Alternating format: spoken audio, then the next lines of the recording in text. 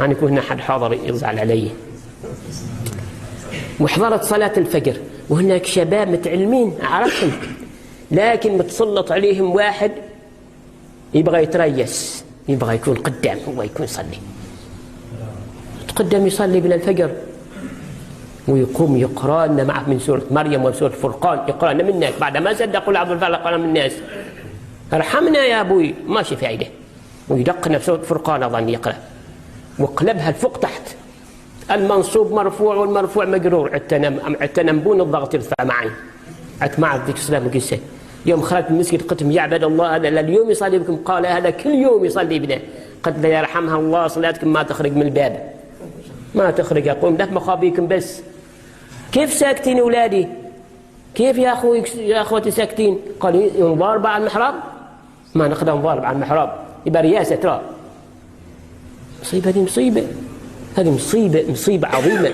يعني أنت إذا ضيعت ركن من أعظم الأركان وهو إيش؟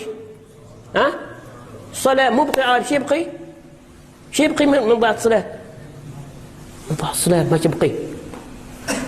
فأنا أحث الشباب أنهم يشتروا أشرطة فيها ناس يقريوا قراءة متزنة، ما فيها تكلف ولا فيها تبويع، متزنة على القواعد.